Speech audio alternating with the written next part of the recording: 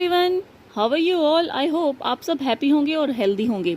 तो इस चैनल पर मैं बात करती हूँ फर्टिलिटी ट्रीटमेंट से रिलेटेड और प्रेगनेंसी की। तो आज मैं आपके सामने एक बहुत इंपॉर्टेंट इन्फॉर्मेशन लेकर आई हूँ और शायद आपके लिए गुड न्यूज़ भी हो। तो चलिए वीडियो स्टार्ट करते हैं। तो देखिए, आज की वीडियो में मैं बताने वाली हूँ कि एम्ब्रियो ग्लू क्या होता है, क्या ये सच में एम्ब्रियो को चिपका देता है, तो क्या इससे एम्ब्रियो IVF की जो सक्सेस रेट है वो 100% हो जाती है। तो इन्हें कौन से पेशेंट्स में यूज़ करते हैं, क्या इसे सारे डॉक्टर्स यूज़ करते हैं, क्या इंडिया में अवेलेबल है। तो इन्हीं सारे सवालों के जवाब मैं इस वीडियो में देने वाली हूँ। तो सबसे पहले बात करते हैं कि एम्ब्रियो ग्लू होता क्या है। तो देखिए, एम्ब्रियो ग्लू एक मीडियम का नाम है जिसमें आपके एम्ब्रियो रखे जाते हैं। उसमें थोड़ा सा हाइलुरोनिक एसिड जो है उसकी कॉन्सेंट्रेशन ज़्यादा होती है। तो उसमें अगर एम्ब्रियो को हम थोड़ी देर के लिए डिप कर देते हैं, कुछ टाइम के लिए डिप कर देते हैं, एम्ब्रियो ट्रांसफ़र से पहले एम्ब्रियो है उसके चारों तरफ एक कोटिंग बन जाती है हाइलुरोनिक एसिड की, उसी को ही हम एम्ब्रियो ग्लू कहते हैं। तो कहने का मतलब ये है कि एक लिक्विड होता है, उसमें हाइलुरोनिक एसिड की कॉन्सेंट्रेशन ज़्यादा होती है, उसी को ही हम एम्ब्रियो ग्लू कहते हैं।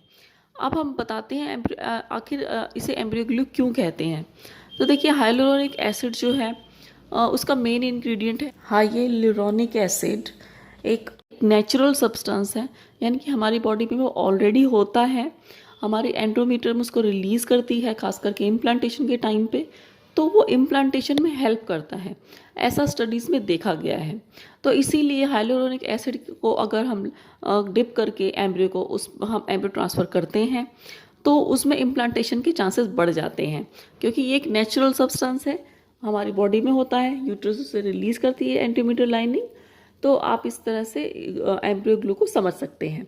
तो अब बात करते हैं क्या ये सच में काम करता है। देखिए, स्टडीज़ में ये देखा गया है, स्टार्टिंग में स्टडीज़ में देखा गया था कि ये जो है इम्प्लांटेशन को होने से रोकता है, लेकिन अब रिसेंट स्टडीज़ में देखा गया है कि एम्ब्रियो ग्लू से जो इम्प्लांटेशन के चांसेस बढ़ते हैं, उससे प्रेगनेंसी के चांसेस बढ़ते हैं और लाइव बर्थ में इंक्रीज़ देखी गई है, यानी कि लाइव बर्थ की संख्या ज़्यादा हुई है जब हमने ये मीडियम यूज़ किया।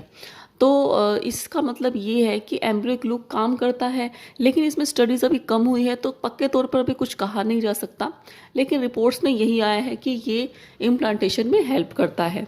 तो ये ज़्यादा महंगा भी नहीं होता है और इसको क्लिनिक पे पेशेंट से पूछकर इसे यूज़ किया जाता है। कुछ क्लिनिक में इसे यूज़ नहीं किया जाता और कुछ क्लिनिक्स में इसे यूज़ किया जाता है। तो आप अपने डॉक्टर से इस बारे में बात कर सकते हैं, पूछ सकते हैं इसके बारे में। तो ये एक अच्छी चीज़ है और मे बी गुड न्यूज़ भी है, लेकिन इसमें क्योंकि स्टडीज़ कम हुई हैं तो पक्के तौर पे कुछ नहीं कहा जा सकता। इसलिए करते हैं क्या इससे कोई नुकसान होता है, कोई साइड इफ़ेक्ट्स हैं। तो देखिए, एक नेचुरल सब्सटेंस है, नेचुरली हमारी बॉडी में होता है, यूट्रस में होता है। इम्प्लांटेशन के टाइम पे इसे देखा गया है कि जो एंडोमेट्रियल लाइनिंग है इसे रिलीज़ करती है ताकि इम्प्लांटेशन हो सके।